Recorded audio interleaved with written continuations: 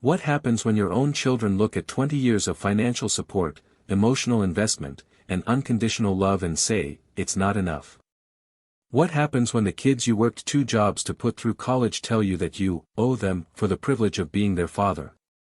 My name is Frank Castellano. I'm 58 years old, and I work as a maintenance supervisor at a manufacturing plant in Cleveland, Ohio. For the past 30 years, I've been the kind of father who never said no to his children's needs, who worked overtime every week to pay for their dreams, and who believed that providing for your family was the most important thing a man could do. But this isn't a story about being a good provider. This is about the day my 26-year-old daughter Jessica looked me in the eye and demanded I pay for her graduate school because "you never gave me anything growing up." My 28-year-old son Michael told me I was selfish for wanting to retire instead of giving him money for a house down payment, and I realized that somehow, despite giving them everything, I'd raised 2 of the most entitled, ungrateful adults I'd ever met. If this story resonates with you, please hit that like button and tell me in the comments where you're listening from. Anyone who's ever felt taken for granted by the people they love most needs to hear this story. Your support means everything to me. September 14, 2024, a Saturday that started with what I thought would be a nice family dinner, was the day I finally understood the difference between raising children and creating monsters. I'd invited both my kids and their significant others to our house in Parma for what had become a monthly tradition since my wife Maria died from cancer 3 years ago. These family dinners were important to me. They were the only time I got to see Jessica and Michael regularly, and they helped me feel less alone in the 4-bedroom house that had once been full of laughter and children's voices.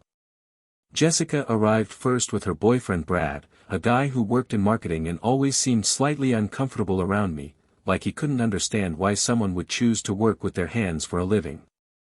Jessica looked exactly like her mother had at that age, dark hair, bright eyes, and the kind of natural beauty that had always made me proud to be her father. "Hey, Dad," she said, giving me the perfunctory hug that had replaced the enthusiastic embraces of her childhood. "Thanks for making dinner." I'd been cooking for 3 hours, Maria's famous Sunday sauce recipe, homemade meatballs, fresh bread from the Italian bakery on Mayfield Road. The same meal I'd been making for family gatherings since the kids were small, back when they actually appreciated the effort. Michael arrived 20 minutes later with his girlfriend Sarah, both of them looking like they'd rather be anywhere else. Michael had inherited my height and Maria's temperament, which meant he was tall, smart, and had a tendency toward impatience that had gotten him in trouble since he was a toddler. "Smells good in here," Michael said, though his tone suggested obligation rather than genuine appreciation. We sat down to eat at the dining room table Maria had picked out 15 years ago, the one we'd saved for months to buy because she wanted something nice enough for special occasions. Now every dinner felt like I was trying to manufacture special occasions that my kids barely tolerated. "So, how's work going?" I asked Jessica, who had graduated from Case Western Reserve University 2 years ago with a degree in psychology that I'd paid for entirely out of pocket. "It's fine, but I've been thinking about going back to school," she said, not making eye contact. "There's a master's program in counseling psychology at John Carroll that would really advance my career." "That sounds great, honey. Education is always a good investment. The thing is, it's pretty expensive. About $40,000 for the 2-year program." I felt the familiar tightness in my chest that came whenever one of my kids brought up money. Over the years, I'd learned to recognize the particular tone Jessica used when she was working up to asking me for something. "Well, if you think it's important for your career, maybe you could look into student loans or financial aid." Jessica's expression shifted, and for the first time since she'd arrived, she looked directly at me. "Dad, I was hoping you could help me pay for it. Like you did with my undergraduate degree." The request shouldn't have surprised me. I'd been paying for Jessica's needs her entire life, not just college, but her car, her apartment security deposit, her credit card bills when she overspent during her senior year. But something about the way she said it, like it was my obligation rather than her request, made me pause. "Jessica, honey, that's a lot of money. I'm 58 years old, and I'm trying to save for retirement."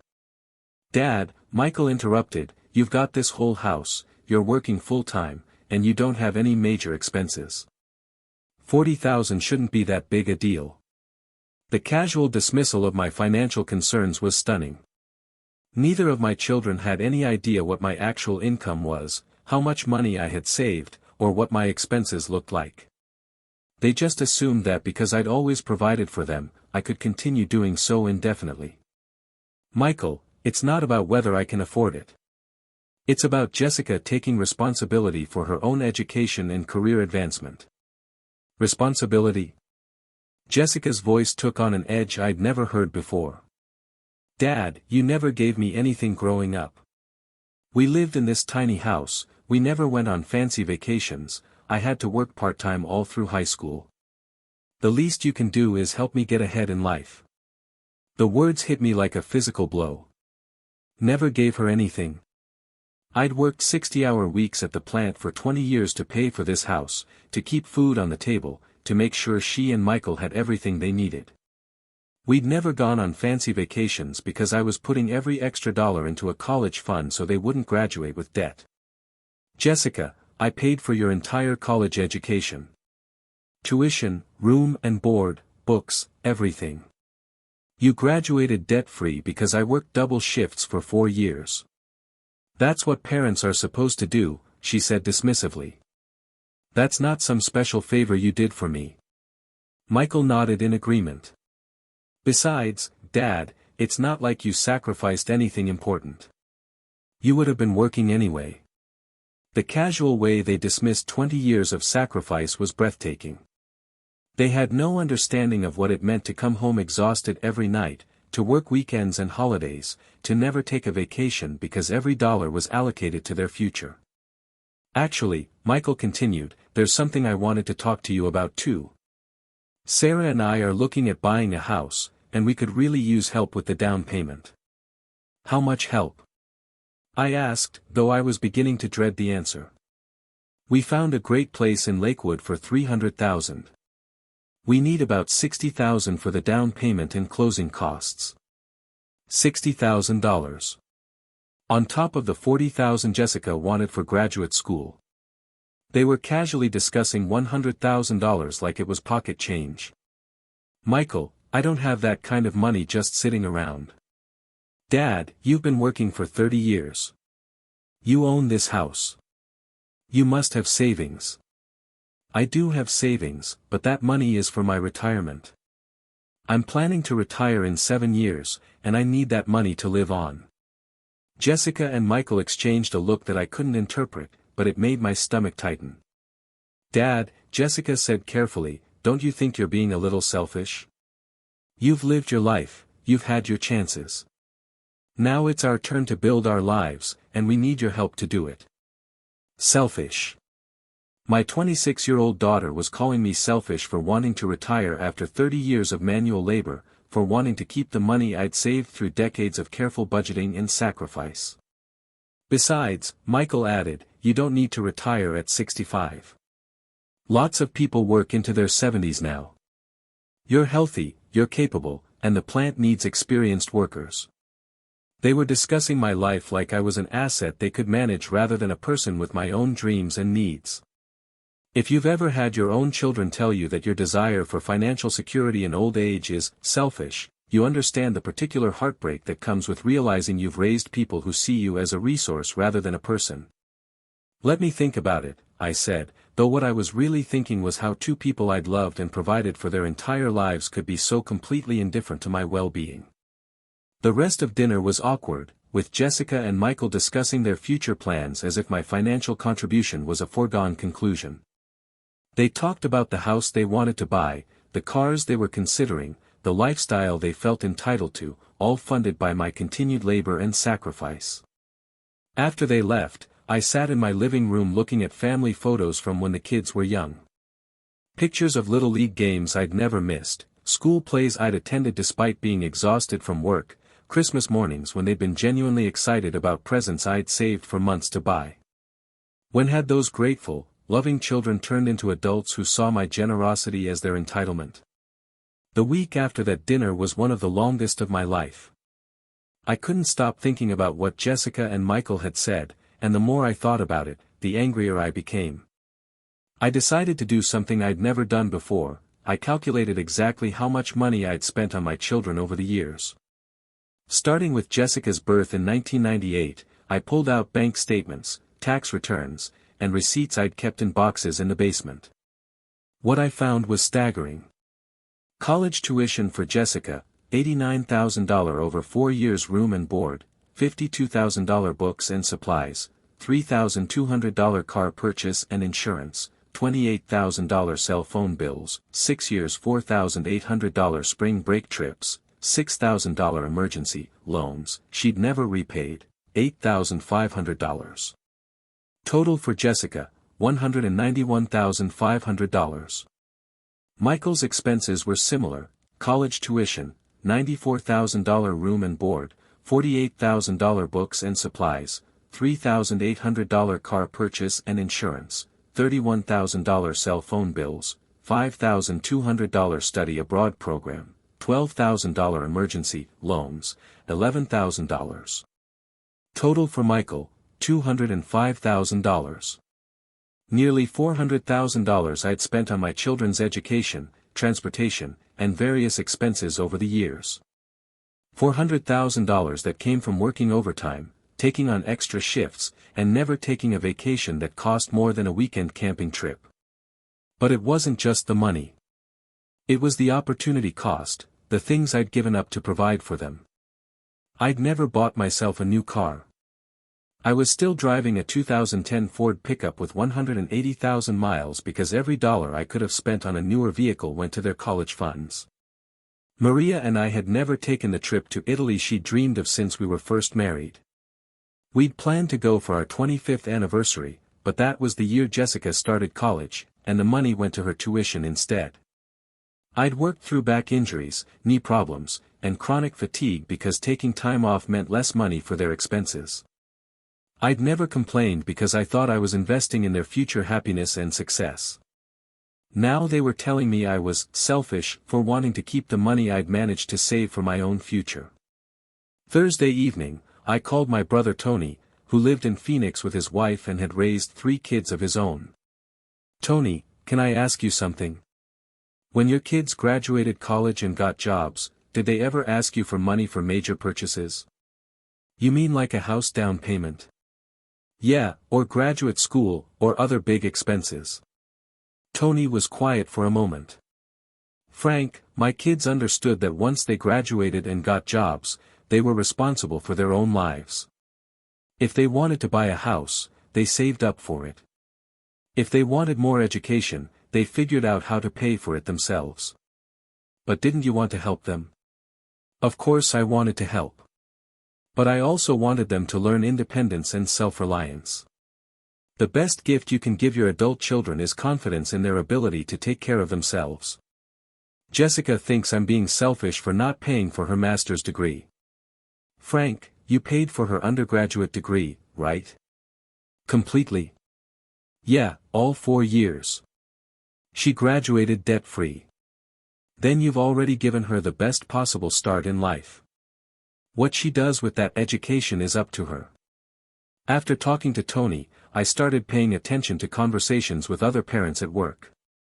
What I discovered was that most of my co-workers had stopped providing major financial support to their children once they graduated college and got jobs.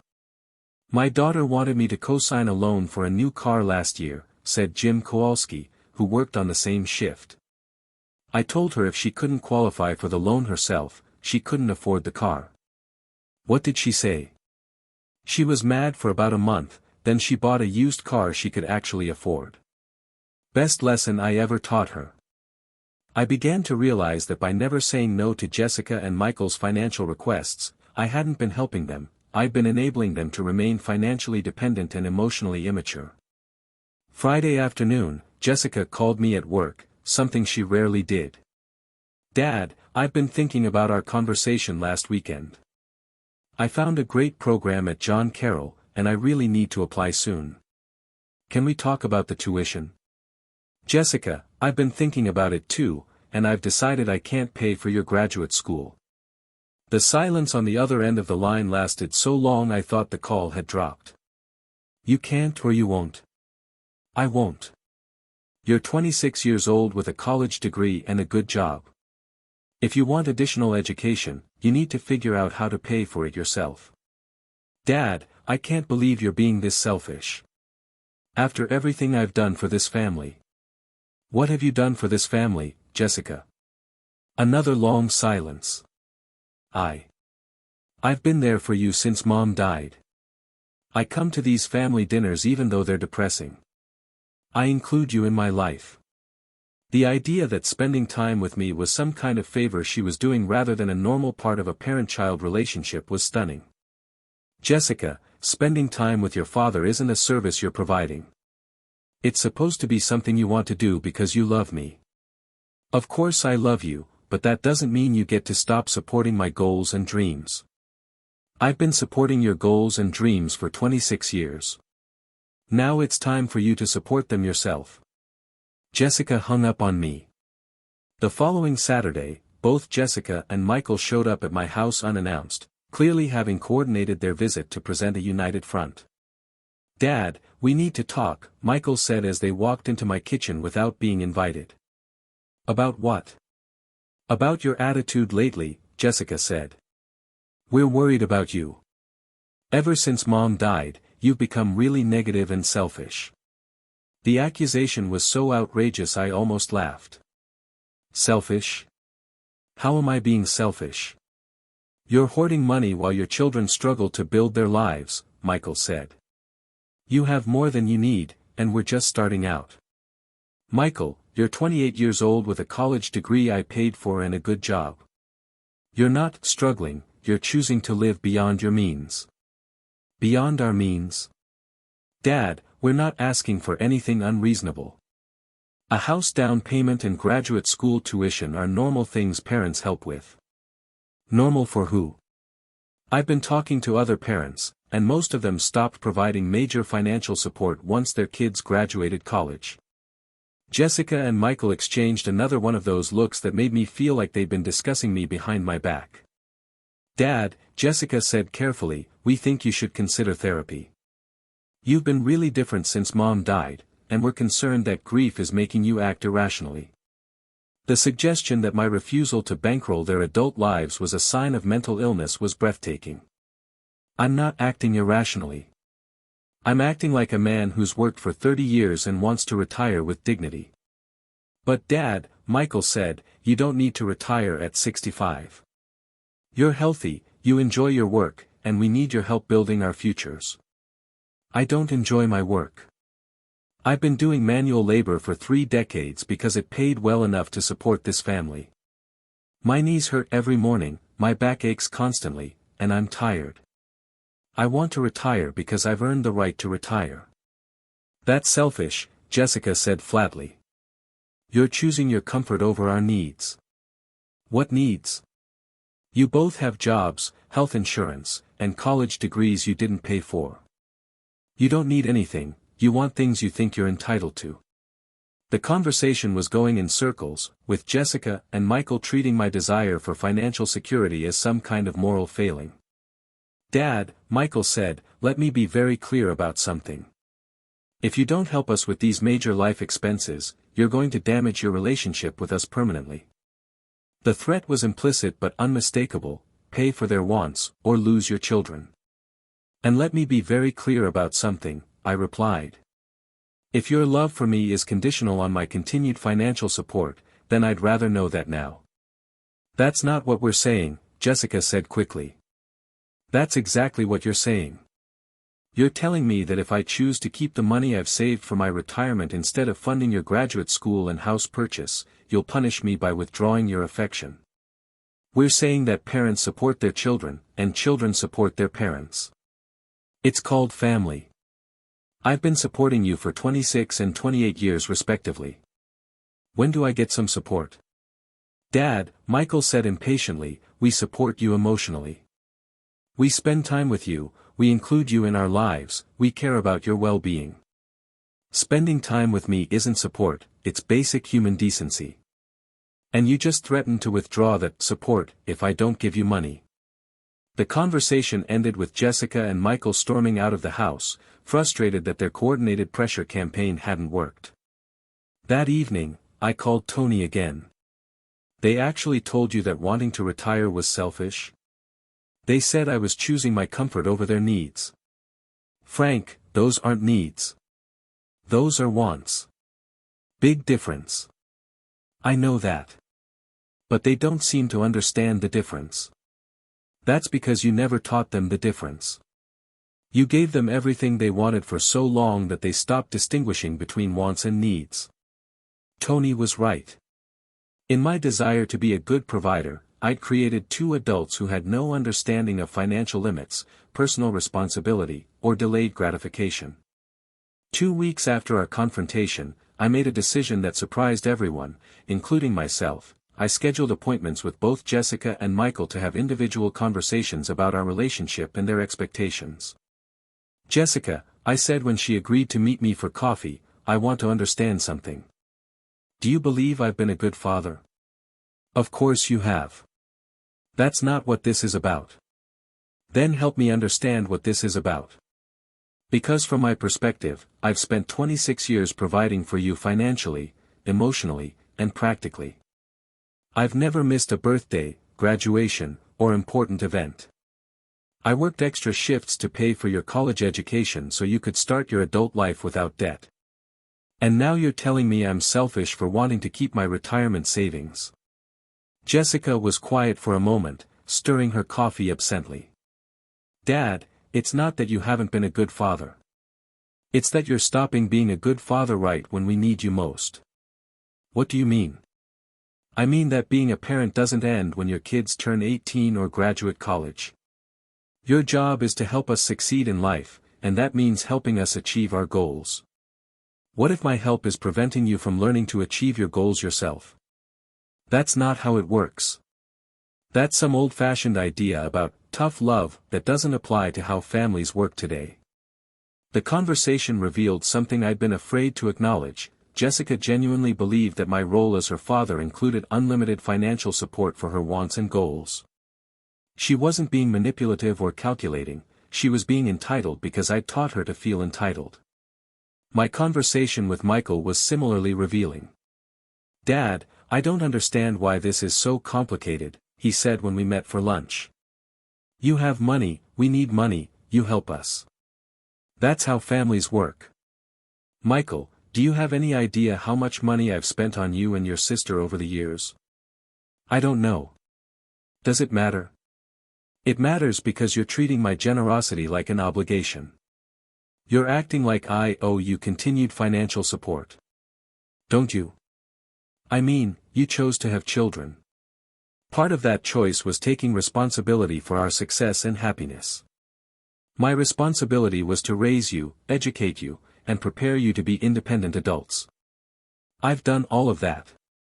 But independence doesn't mean you abandon us. It means you continue supporting us as we build our own families and careers.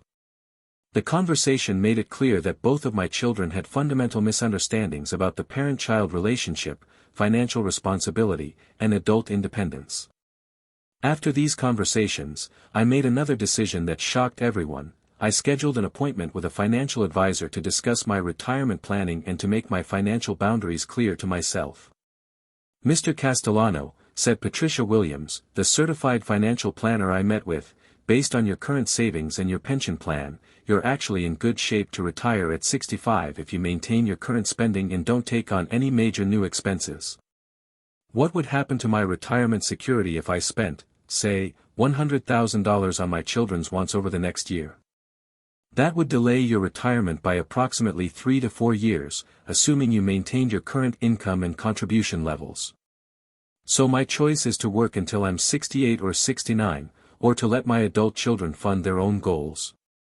That's essentially correct. Every dollar you spend on non-essential expenses for other people is a dollar that extends your working years. The financial reality was stark. Supporting Jessica and Michael's wants would cost me years of my life. 6 months after our initial confrontation, I implemented what I called the new normal with both of my children. I wrote each of them a letter explaining my position. Dear Jessica/Michael. I love you unconditionally, and nothing will ever change that.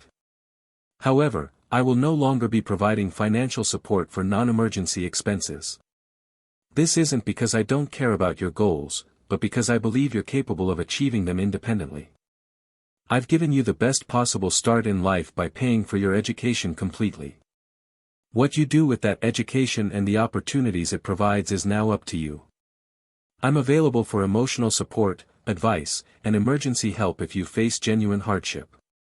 But I will not be funding lifestyle choices, career advancement, or major purchases that you can save for and obtain yourselves. I hope you'll understand that this decision comes from love and respect for your abilities, not from selfishness or lack of caring. Love, Dad. The responses were predictably negative. Jessica accused me of abandoning her just when she needed me most. Michael said I was punishing them for asking for help. But something interesting happened over the following months. Both of them began to figure things out on their own. Jessica applied for student loans and financial aid for graduate school, got accepted into a program she could afford, and started taking evening classes while working full-time. She complained about the difficulty of balancing work and school, but she was doing it successfully. Michael and Sarah found a smaller, less expensive house they could afford with their current savings and income. They had to compromise on location and size, but they were proud of purchasing their first home independently. More importantly, our relationships began to improve. Without the underlying tension of financial expectations, we could focus on actually enjoying each other's company. Dad, Jessica said during one of our monthly dinners, I have to admit that paying for grad school myself has made me take it more seriously. When someone else is paying, it's easy to slack off. When it's your own money, every class matters. Michael had a similar revelation. You know, Dad, buying this house with our own money feels completely different than if you'd given us the down payment. We feel like we actually earned it. I also made some changes in my own life. I started taking better care of my health, planning for activities I wanted to pursue in retirement, and building friendships outside of work. I began to see myself as a person with his own needs and goals, not just as a provider for other people's dreams. A year after our confrontation, both Jessica and Michael apologized for calling me selfish. Dad, Michael said, I realize now that we were acting like spoiled kids. We'd gotten so used to you solving our problems that we forgot how to solve them ourselves. I'm actually proud of how you both handled things once you accepted that you were responsible for your own goals, I replied. It was harder than we expected, Jessica admitted.